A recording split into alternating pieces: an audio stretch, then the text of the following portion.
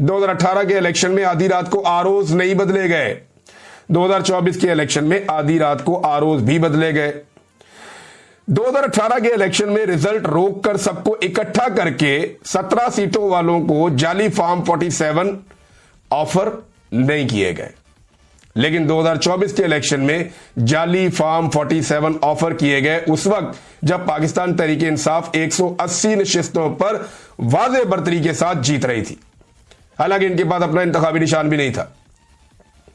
तो तब नताइज को रोका गया, सबको बुलाया गया, बिठाया गया, डराया गया और ने कहा, या जनाब आपको जाली फॉर्म 47 दे सकते हैं। इन्होंने कहा जी दे, और फिर जाली फॉर्म 47 का सौदा हो गया। पाकिस्तान के हर इलेक्शन में एस्टेब्लिशमेंट 19-20 करती है, लेकिन ये जो इलेक्शन है ऐसा पिछले 50 साल में कोई इतना गंद नहीं मारा गया किसी इलेक्शन में जितना गंद इस इलेक्शन में मारा गया। 2018 के इलेक्शन में जो नतीजा आ गया वो आ गया, लेकिन 2024 के इलेक्शन के बाद भी कई दिन तक नताइज बदले जाते रहे। जो सीटें पाकिस्तान तहरीक इंसाफ के आजाद उम्मीदवार जीते हुए थे वो बाद में रिकाउंटिंग कर करके पीएमएलएन को दी जाती रही, और ऐसा कई जगह पे किया गया। ये 2024 में हुआ है। 2018 के इलेक्शन के बाद कवानीन तब्दील नहीं किए गए, ट्रिब्यूनल्स तब्दील नहीं किए गए, लेकिन 2024 में धांधली को छुपाने के लिए ये सब कुछ किया गया। रिटायर्ड जजों को लगा दिया गया, जनाब ये ट्रिब्यूनल्स हैं और ये सुनेंगे धांधली के मामला। तो ये सब कुछ किया गया 2024 के इलेक्शन में।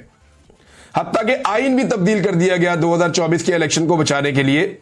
अदलिया का स्ट्रक्चर भी तबाह कर दिया गया। और एक बड़ी इंपॉर्टेंट चीज कि लेवल प्लेइंग फील्ड थी 2018 में, यानी नवाज शरीफ और मरियम नवाज जेल में थे, इसका फायदा तो पीएमएलएन को हो रहा था, और अगर वो जेल में ना भी होते तो भी पीएमएलएन को कोई बहुत बड़ा फायदा नहीं होना था, वो एक बराबर था, क्योंकि कैंपेन तो ऑलमोस्ट इन्होंने अपनी पूरी की थी। लेकिन दूसरी जानिब लेवल प्लेइंग फील्ड मौजूद नहीं थी 2024 में। 2024 में पाकिस्तान तहरीक इंसाफ का झंडा नहीं उठाया जा सकता था, नारा बुलंद नहीं किया जा सकता था, तहरीक इंसाफ का दफ्तर नहीं खोला जा सकता था, तहरीक इंसाफ का कैंप नहीं लगाया जा सकता था, तहरीक इंसाफ इमरान खान का पोस्टर नहीं लगाया जा सकता था। इतनी बर्बरियत के बावजूद 2024 के इलेक्शन में अवाम ने पाकिस्तान तहरीक इंसाफ को कामयाब बनाया था। अब बहुत सारे टाउट्स ये कोशिश कर रहे हैं कि किसी तरह से ये साबित करें कि 2018 और 2024 एक जैसा था। ये जमीन और आसमान का फर्क है, ये एक जैसा नहीं हो सकता। मैं मानता हूं पाकिस्तान की एस्टेब्लिशमेंट ने हमेशा घटिया काम किया है। मैं मानता हूं पाकिस्तान की एस्टेब्लिशमेंट ने हमेशा अवाम का मैंडेट चोरी करने की कोशिश की है। मैं मानता हूं पाकिस्तान की एस्टेब्लिशमेंट ने हर इलेक्शन के अंदर अपना घटिया और गंदा किरदार अदा किया है, लेकिन 2024 में जो उन्होंने किया उसका मुकाबला उनके माजी के रिकॉर्ड के साथ आप नहीं लगा सकते। हां, सिर्फ एक इलेक्शन है जिसमें बांग्लादेश टूटकर उसके बाद 2 टुकड़े हो गया था, जब याह्या खान ने इलेक्शन नहीं माना, जब नताइज को तस्लीम नहीं किया जुल्फिकार अली भुट्टो ने, तो उस वक्त पाकिस्तान 2 लख्त हो गया था, 2 टुकड़े हो गया था पाकिस्तान। लेकिन ये 50 साल पुरानी, उससे भी पहले की 55 साल पुरानी बात है। हकीकत यह है कि एस्टेब्लिशमेंट बहुत बुरी है, लेकिन इतना डरावना किरदार एस्टेब्लिशमेंट ने पहले कभी अदा नहीं किया जो 2024 में किया। तो इन 2 चीजों को मिलाने वाले लोग बारीक वारदात डाल रहे हैं, मैंने आपके सामने रख दिया। एक और 2 चीजें मिलाई जाती हैं।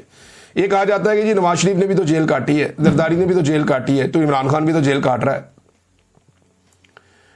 तो इमरान खान की जेल में जनाब उनकी मुलाकात भी हो जाती है। इमरान खान को जेल में ये भी मिला हुआ है, वो भी मिला हुआ है। ओ भाई, कख नहीं मिला हुआ। जेल के अंदर इमरान खान साहब को जो सहूलतें हैं ना, वो उन सहूलतों का 10% भी नहीं है जो जरदारी और नवाज शरीफ को मिली हुई थी।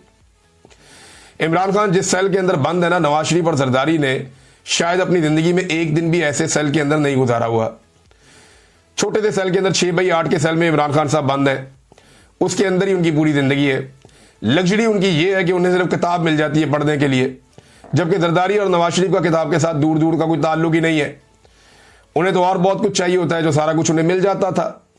यानी नवाज शरीफ साहब के लिए एसी तक लगा हुआ था जेल में, और जेल से मुलेका जो स्वीट्स होते हैं जिनके अंदर एक क्लास होती है जो मिलती है लीडर्स को, वो इन दोनों को मिलती थी। और इन दोनों का रिकॉर्ड है कि चंद महीनों से ज्यादा ये कभी भी जेल नहीं काट सके। ये हमेशा बीमार हो जाते थे और मेडिकल ग्राउंड्स के ऊपर ये अस्पतालों में और बेहतर जगहों पे शिफ्ट हो जाते थे। ये इन खानदानों का और इनकी जमातों का रिकॉर्ड है। इमरान खान पाकिस्तान का वो वाहिद लीडर बनता चला जा रहा है जो जेल के अंदर ही पड़ा हुआ है और एक दिन भी अस्पताल दाखिल नहीं हुआ। ایک دن بھی بیماری کا بہانہ نہیں بنا ہے. تو یہ بھی فرق زمین اور آسمان کا ہے. ان دونوں چیزوں کو اکٹھا کر کے کچھ لوگ کاروائی ڈالتے ہیں, کچھ لوگ گیم ڈالنے کی کوشش کرتے ہیں اور ثابت کرنا چاہتے ہیں کہ عمران خان اور یہ باقی لوگ ایک جیسے ہیں. ایک اور چیز کے اوپر کاروائی ہو رہی ہے. پاکستان کا وہ میڈیا جو عمران خان کا نام نہیں چلا سکتا, وہ میڈیا جو نیتن یاہو اور مودی کی تصویر تو دکھا سکتا ہے, عمران خان کی تصویر نہیں دکھا سکتا. پاکستان کا وہ میڈیا جو پاکستان کے دشمنوں کو تو سنوا سکتا ہے, ان کے بیانات سامنے لا سکتا ہے, لیکن عمران خان کا بیان سامنے نہیں لا سکتا. اس میڈیا کے لوگ جب یہ آپ سے بار بار ڈیمانڈ کریں کہ عمران خان نے ابھی تک ٹویٹ کیوں نہیں کیا اسرائیل کے بارے میں,